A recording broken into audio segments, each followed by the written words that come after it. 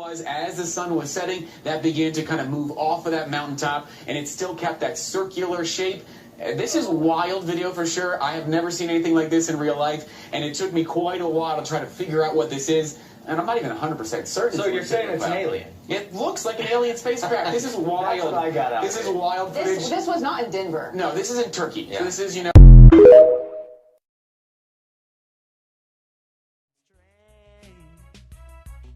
Strange things are happening, strange things are happening, strange things are happening,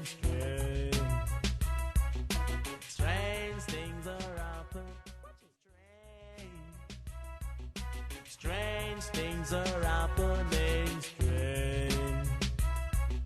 strange things are happening, strange things are happening,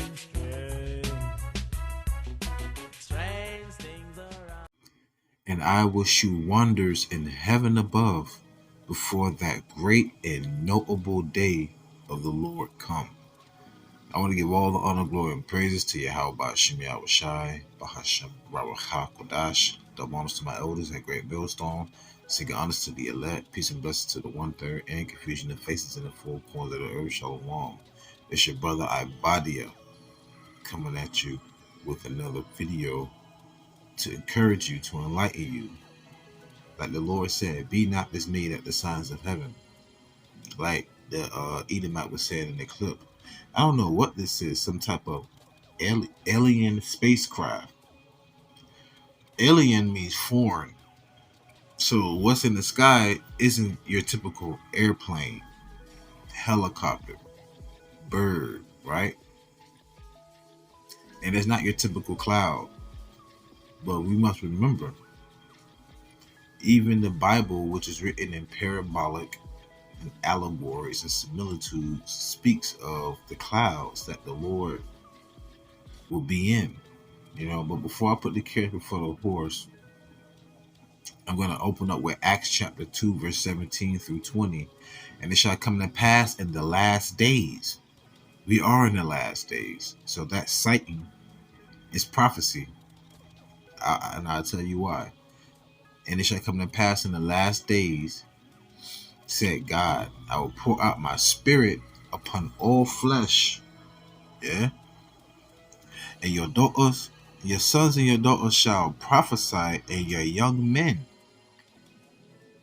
shall see visions, and your old men shall dream dreams. And brothers been having dreams as of lately. There's a video, not a video, there's a channel called GMS Testimonials, where there are brothers who have multiple dreams and their brother upload them. With the water for that brother doing that. And on my servants and on my handmaids I will pour out in those days of my spirit, and they shall prophesy. And that's what we've been doing. And I will shew wonders in heaven above, and signs in the earth beneath, blood and fire and vapor of smoke. Before I proceed, I went into, even though the blue letter been crashing lately, like freaking a linebacker and a goddamn going running back in the NFL. I went into that word wonder, and the word wonder goes back to this word. Strong's G 5059. Terras. Excusez-moi if that was too loud if you have earbuds on. But it goes to the word a protege, portent, miracle performed by anyone. I went into the word portent, P-O-R-T-E-N-T. And I went into the etymology of it. And lo and behold, listen to what it says. It's crazy, y'all. It's crazy. You wouldn't believe it if I told you. All right, portent. That which portends an omen, generally a bad one. Wow. A sign, token, omen, monster, monstrosity. Yeah? Monstrosity. That's heavy, man. So the wonders, the signs in the heaven, that's a bad omen for who? The heathen, and for 2/3, right? That's how you know the God of the Bible is the true God. The word God means power, the true God of all the earth. Because what other God can tell you of events that will occur thousands of years later and they're occurring now? Remind me of a beautiful conversation I had with an Ephraimite at my job. But nonetheless, though, let's get back to it. So, this is Acts chapter 2, verse 19. And I will shew wonders in heaven above and signs in the earth beneath, blood and fire and vapor of smoke. The sun shall be turned into darkness and the moon into blood before the great and notable day of the Lord come. And when it says turn the sun into darkness, it's talking about eclipse. Man can't do that. And remember, we had an eclipse where the moon looked like it was some kind of orange, pinkish, hue, as in a derivative of red, right? So the Lord did that. And that just goes to show you, man, that our work is not in vain, because what if some do not believe? Shall the unbelief make the faith of God with none effect? God forbid, yea, let YAHAWASHI be true, but every man a liar. So long as we're speaking according to his word, they can't see us as liars. We're going to be justified in our sins. Now this is Psalms 104, verse 1 through 3. Bless Yahawah, O my soul, O Yahawah my God, Alahayanawa. Thou art very great. Thou art clothed with honor and majesty. So the Lord is clothed with honor and majesty. Verse 2. Who covereth him thyself with light. That's just heavy. As with a garment. Who stretcheth out the heavens like a curtain. Who layeth the beams of his chambers in the waters. Listen to this. Who maketh the clouds his chariot. Who walketh upon the wings of the wind.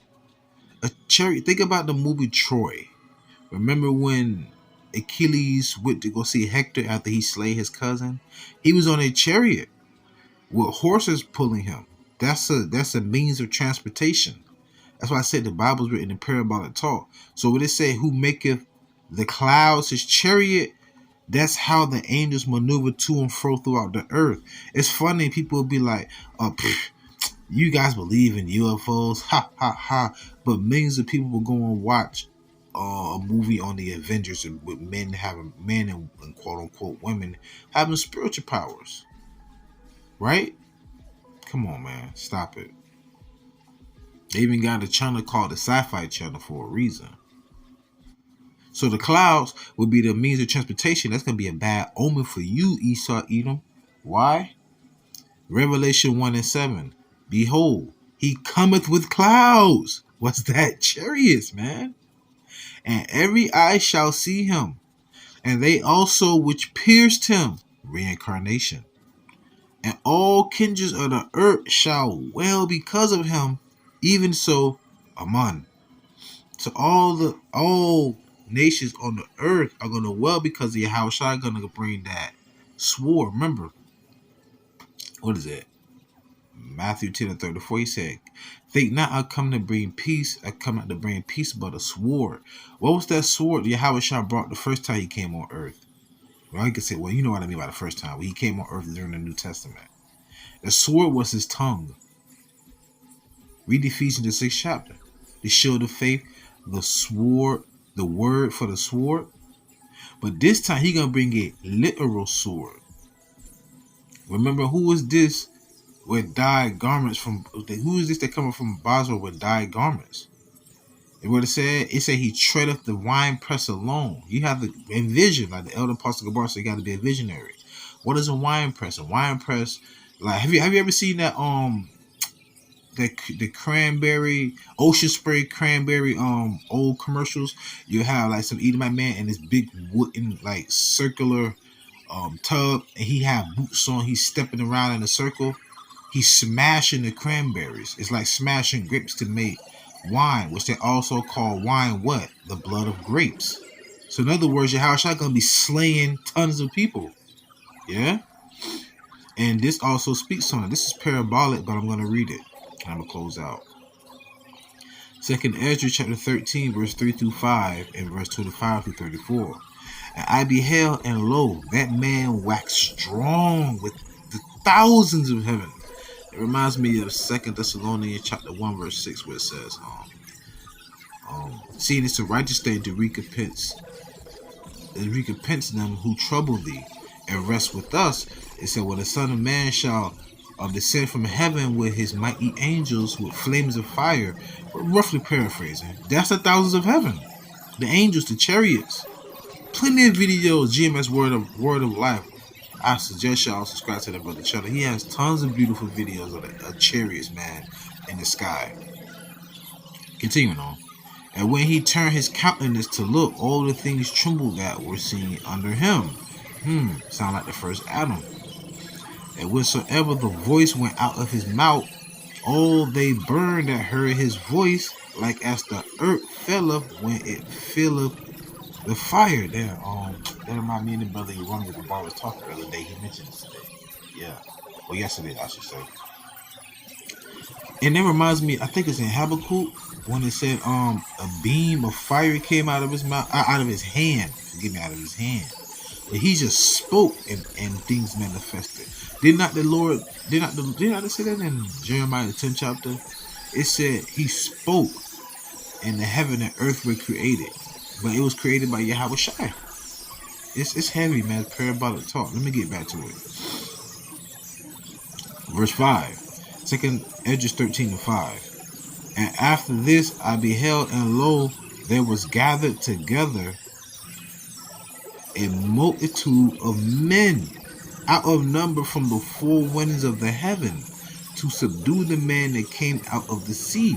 Now, he didn't literally come out of the sea. Remember, in the book of Revelation, it's parabolic. The book of Revelation speaks of how the angels stood on the heaven and stood on the earth and on the sea. 1 foot on the earth, 1 foot on the sea. And even in Matthew the 13th chapter, it speaks about the parable where it pretty much breaks down. It says the earth, it says the field is the earth, right? And it also refers to seeds as being men. Yeah. And it's also another parable, I think it's in Revelation the 17th chapter, when it speaks about the mystery of Babylon that sit in the midst of many waters, and the waters will be people. So you got to remember it's parabolic, but let's get to it. 2nd Ezra chapter 13 verse 25. This is the meaning of the vision. Whereas thou sawest a man coming up from the midst of the sea, the same is he whom God the highest, Yahawah, hath kept a great season. That's YAHAWASHI. Remember what YAHAWASHI said in Matthew the 24th chapter? I think he said, I, not even the angels of heaven, know when the Lord pretty much is going to return. But that's going to be during that same time when he kept YAHAWASHI and the angels back for a great time. That's what it means by season time. When it's snowing, what time is it? It's winter time, right? When the flowers are blooming and the birds are chirping and bees are buzzing, what time is that? What season is that? Springtime. All right. Which by his own self shall deliver his creation, son, and he shall order them that are left behind. And whereas thou sawest that out of his mouth there came as a blast of wind, and fire, and storm, and that he held neither sword nor any instrument of war, but that the rushing in of him destroyed, destroyed the whole multitude that came to subdue him. This is the interpretation. Behold, the days come when the Most High, Yahawah, will begin to deliver them that are upon the earth. Beautiful. And he shall come to the astonishment of them that dwell on the earth.